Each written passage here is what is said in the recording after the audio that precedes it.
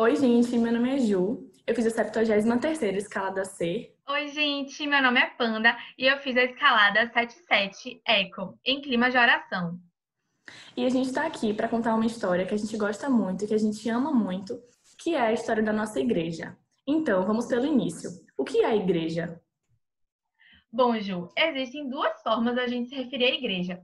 A gente tem a igreja com I minúsculo, que é aquela igreja que se refere ao templo mesmo, né? A construção igreja. Mas a gente tem também a igreja que a gente chama de igreja com I maiúsculo. Essa igreja com I maiúsculo, ela se refere a todos nós, porque cada um de nós é como se fosse um tijolinho que forma essa igreja. Igreja, a gente lembra que vem do grego eklésia, que significa chamados para fora. Mas o que é esse chamado? Para entender melhor, a gente lembra de duas pessoas que foram muito importantes para a igreja que a gente conhece hoje, que são São Pedro e São Paulo. A gente já ouviu um pouquinho sobre a história desses dois santos, mas só para lembrar aqui rapidinho, a gente tem que saber que Paulo nem sempre teve esse nome. Antes ele se chamava Saulo e ele se converteu a partir de uma queda de um cavalo, de uma visão que ele teve de Cristo, e somente desde então ele entendeu o real significado, né, do seguir a Cristo, e ele começou a viajar por diversas cidades evangelizando as pessoas e realmente ajudando nesse processo de conversão e sendo esse arauto que a gente conhece. Já Pedro, ele amava muito Jesus e Jesus tinha muita certeza disso. E foi por isso que Cristo quis construir a igreja usando Pedro como um de seus pilares. Inclusive, o nome Pedro significa pedra. E aí tem aquela famosa frase que a gente conhece, né? Pedro, tu és pedra, e sobre ti edificarei a minha igreja. E é por isso que Pedro é nosso primeiro papa.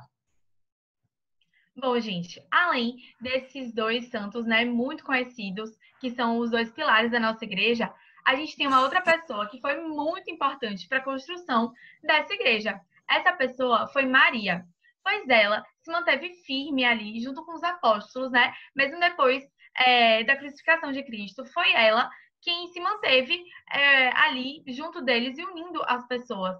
A gente encontra a passagem de Atos em Atos 2, do versículo 42 ao 47, exatamente essa descrição, né, de uma igreja primitiva, onde todos viviam em unidade e partilhavam conforme as suas necessidades.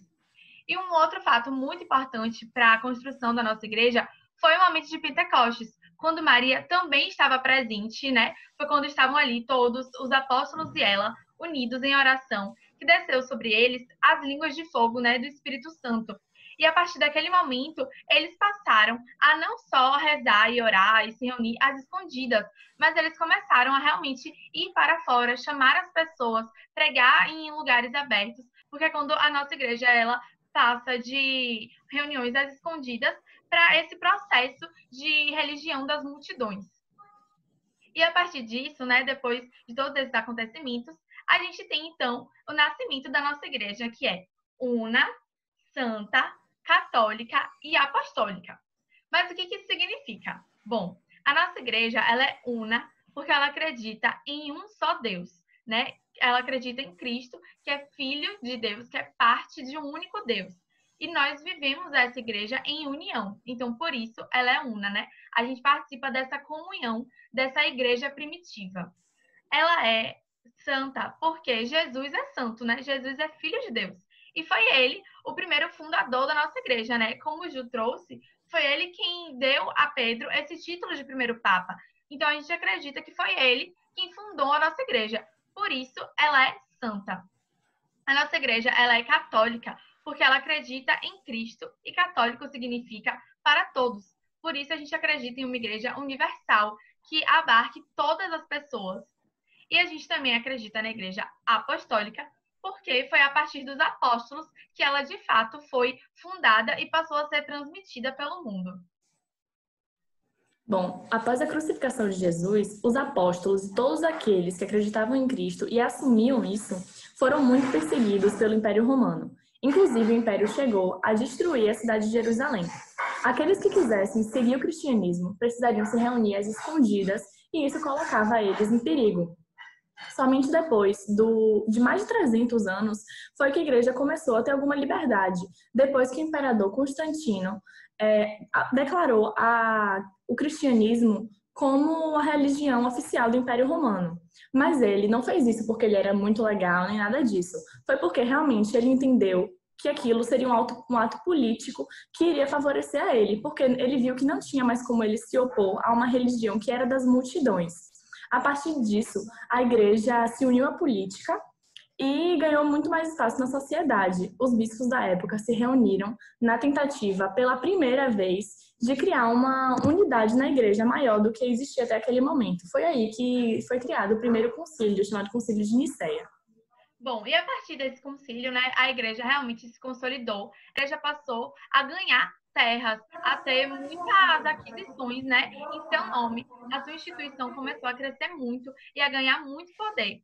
E isso chamava a atenção daqueles que queriam poder. E também chamava muitas vezes a atenção daqueles que já estavam no poder e viam na igreja uma oportunidade de continuar no poder. Eles não estavam ali pela fé, eles estavam ali pela ambição de poder. E eles começaram a fazer as coisas, né, em nome da igreja a partir dessa ambição. Bom, então, com o passar dos anos, isso se intensificou muito. E mais ou menos em 1094, começou aquela prática que a gente ouve muito nas aulas de história, que é a venda de indulgências. Ou seja, as pessoas achavam que pagando elas poderiam ter a salvação. Depois disso, mais ou menos em 1184, outra forma de opressão que foi criada foi a Inquisição, que a gente também ouve muito. Na Inquisição, havia vários tribunais que julgavam qualquer um que desviasse ou que desacreditasse das crenças que a igreja tinha, né, como verdade. Mas a gente tem que lembrar que, nessa época, o clero era, em parte, muito despreparado, porque não buscavam a fé e sim o poder, né, como o Panda falou, eles eram homens. Isso causou muitas divergências na igreja, já que também havia pessoas que acreditavam no real significado. Então, haviam essas pessoas que não estavam ali pelo real significado, mas também existiam pessoas que acreditavam de fato. Esses conflitos que existiam fizeram com que acontecesse uma divisão na igreja, que é chamada Reforma Protestante. O que a gente quer trazer aqui, principalmente, é que todas essas coisas ruins aconteceram sim, e nós, como cristãos, precisamos admitir e não fechar os olhos, né, para a realidade. Apesar disso, também temos que olhar para tudo de bom que aconteceu e que a igreja trouxe. Os erros, os enganos, como a gente viu, né, da venda de indulgências, da Inquisição, foram causados por humanos e não por Deus, apesar deles fazerem isso realmente em nome de Deus. E isso causou um afastamento de muitas pessoas da igreja nessa época. E até hoje, muitas pessoas acabam se afastando, né, tomando como base o que aconteceu nessa época. Nós podemos citar como pontos muito positivos, por exemplo, o desenvolvimento da ciência nessa época, a instituição de universidades, que também ajudaram muito. E poucas pessoas acabam se lembrando disso, né?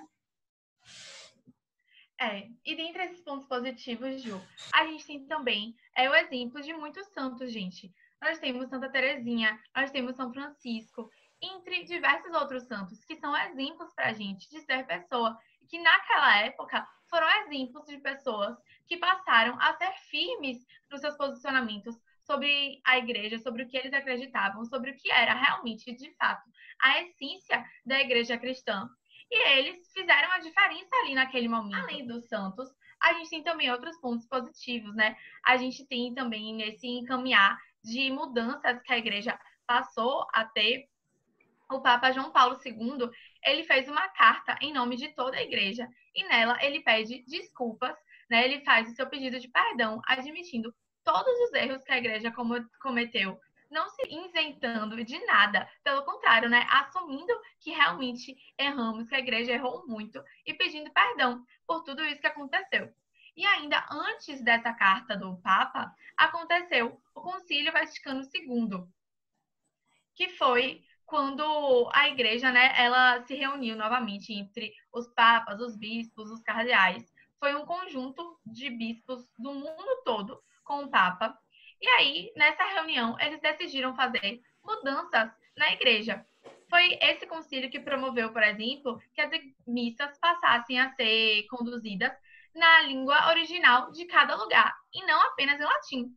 Foi nesse concílio também que nós, os leigos, né, fomos convidados a ser mais participativos, a ser mais atuantes na igreja, né? Foi aberto espaço para que a gente pudesse participar, por exemplo, dando aula de catequese, participando de acolhimento, criando grupos, estando à frente de coordenações de grupos dentro da igreja. Então, tudo isso aconteceu por causa desse Concílio Vaticano II. Então, né? A igreja ela se abre para o mundo todo. E um grande exemplo disso que nós temos ainda mais próximo é o Papa Francisco. Traz realmente a humildade e a essência do amor da igreja, e ele consegue se aproximar de todas as pessoas, independente, inclusive de suas religiões, de suas classes, de tudo. Ele é um Papa que realmente consegue ir ao encontro das pessoas e falar com todos, como Cristo fazia. Assim, gente, nós podemos perceber, né, que nós hoje somos integrantes e fundamentais para a igreja. Porque se não fôssemos nós, seria apenas o padre falando para cadeiras vazias.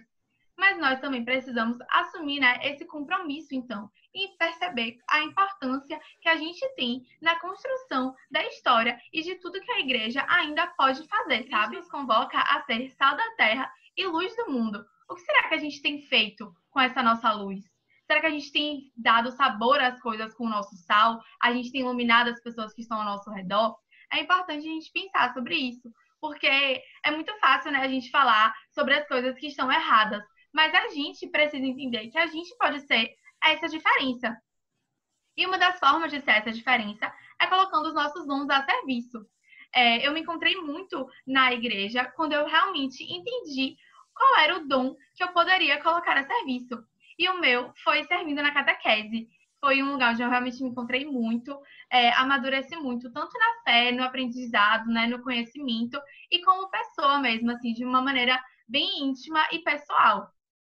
Mas ainda assim, mesmo estando mais atuante, tendo me encontrado na catequese, eu passo por muitos momentos de fraqueza na minha fé. Nesse período mesmo de pandemia, tem sido um período muito difícil, muito complicado, de muito altos e baixos, onde eu passei, vamos dizer assim, um mês muito focada e dando muito de mim para minha fé, e em outros meses super afastada, distante de Deus, sem praticar as orações. Então, é importante a gente perceber nesses momentos os nossos afastamentos para que a gente se permita voltar, né? E uma coisa que me ajudou muito nesse momento foi o movimento escalada, né? Eu sinto que foi muito através dele que Deus vem me chamando de volta, que ele vem me mostrando que eu estou afastada, que eu preciso voltar a ser mais ativa, praticar mais a minha oração. E nesses momentos eu também lembro uma passagem, um versículo, em que ele fala para Pedro o seguinte: Pedro, não tenhas medo da tua fraqueza, confias em mim. Então, que nós possamos trazer essa frase para a nossa vida, olhar essas nossas fraquezas, esses nossos momentos de dificuldade, de afastamento, e não deixar que essa fraqueza nos afaste de Cristo, mas confiar nele. Bom, assim como o Panda, né, eu também me sinto, acho que isso é uma coisa de todos nós. A gente tem momentos que a gente está mais perto, momentos um pouco mais afastados, mas sempre a gente tem que estar nessa vontade, né, nessa sede de estar buscando a Cristo. Um dos momentos que eu lembro que eu mais estive próxima e mais estive feliz com a minha atuação na igreja física foi quando eu dava aula de catequese também.